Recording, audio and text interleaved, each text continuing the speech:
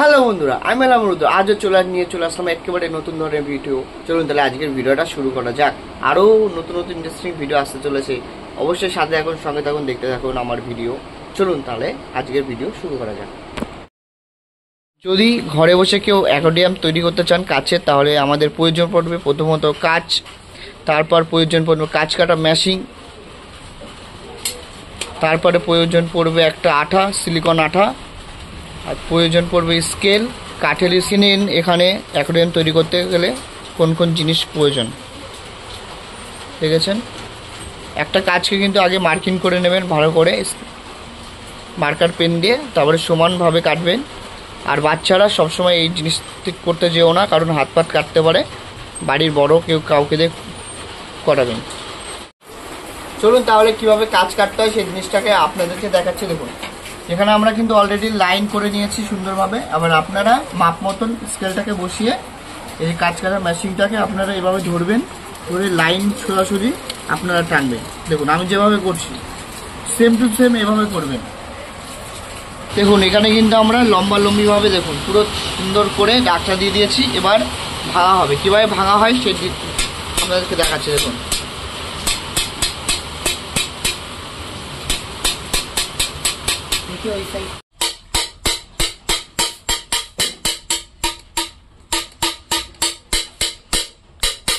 দেখুন দেখতে পেয়েছেন, একটু 19-20 হবে, সেটাকে আমরা এই সিরিজ কাগজ বা পাথর দিয়ে ঘষে মুখগুলোকে সমান করে দেব।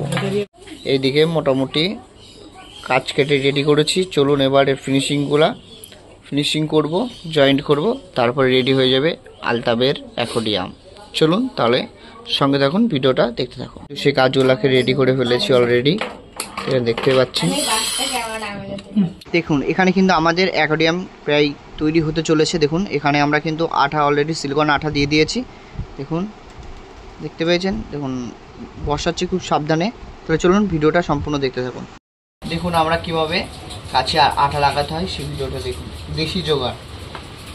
দেখুন এখানে কিন্তু অলরেডি আমরা কাছে লাগানো শুরু করে দিয়েছি, দেখতে পাচ্ছেন। দেখুন কত সুন্দর করে কিন্তু ধরে ধরে আঠা আপনাদেরকে লাগাতে হবে, কারণ আঠা এদিক ওদিক হয়ে গেলে কিন্তু হবে না, কিন্তু চারিদিক লেগে যাবে। দেখুন জল লিক করার সম্ভাবনা থাকবে, তাই সুন্দর করে আঠা আপনাদেরকে লাগাতে হবে।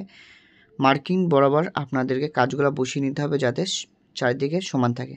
দেখুন আমরা কিন্তু মার্কিং বরাবরই কাজটাকে সুন্দর করে লাগানোর চেষ্টা করছি। দেখুন একটা মোটামুটি একটা শেপে এসে যাচ্ছে। চলুন তাহলে দেখতে থাকুন ভিডিওটি।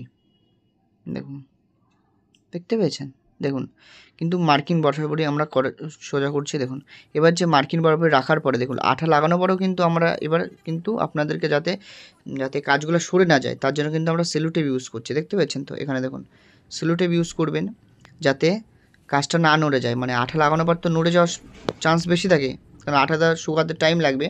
সেহেতু সেলো টেপ ইউজ করবেন যাতে এইদিক ওদিক না নড়ে যায়, যাতে লিক না করতে পারে, জল লিকেজ না হয়। তার জন্য আমরা সুন্দর করে আঠা লাগানোর পরে সেলো টেপ লাগিয়ে দিচ্ছি, কারণ কাজটা এদিকে ওদিক হয়ে যেতে পারে। দেখতে থাকুন ভিডিওটি। দেখুন এবার আমাদের সামনেটা লাগালে মোটামুটি আমাদের একটা অ্যাকোয়ারিয়ামে তোমার চলে আসবে, একটা শেপে চলে আসবে। দেখুন সাইডেও কিন্তু কীভাবে আঠা লাগাতে হয়। দেখুন কোনাগুলোতে কিন্তু যে সাইডগুলো আছে এইগুলো কিন্তু আপনারা কাঠি দিয়ে বা কোনো কিছু দিয়ে এভাবে সুন্দর করে আঠা লাগাতে হবে আপনাদেরকে খুব ভালো করে, যাতে চারিদিকে না লাগে। দেখতে পেয়েছেন, এটা কিন্তু এই পাশে লাগালে আমাদের মোটামুটি একটা শেপে চলে আসছে। দেখুন কত সুন্দর কিন্তু আমরা আঠা লাগানোর চেষ্টা করছি। দেখতে থাকুন ভিডিওটি। অবশ্যই ভালো লাগলে কমেন্ট করে জানাবেন। আর কেউ যদি এমন করেছেন কোনোদিন তাহলে অবশ্যই জানাবেন। দেখুন আমাদের মোটামুটি একটা অ্যাকোয়ারিয়ামের শেপে নিয়ে এসেছি। এই সাইডগুলোতে এখনও মারা হবে, সেই পর্যন্ত আমরা এইটাকে একদিন শুকিয়ে নেব রোদে, যেহেতু এখন বৃষ্টি হচ্ছে, রোদে শুকাতে পারবো না। এবং ফাইনালি আমরা এটাকে সেলো টেপ মেরে এভাবে রেখে দেবো একদিনের জন্য। এটা শুকাক, পুরো কমপ্লিট হয়ে যাওয়ার পরে দেখতে পাবেন। দেখুন আমরা মোটামুটি করার পরে অ্যাকোয়ারিয়ামের আকৃতিটা কিছুটা এনেছি। দেখুন উপর থেকে দেখতে এমনটা লাগছে। চলুন তাহলে ভিডিওটা এই পর্যন্ত রইল। ভিডিওটা দেখার জন্য সকলকে অসংখ্য ধন্যবাদ। দেখা হচ্ছে নেক্সট কোনো ভিডিওতে।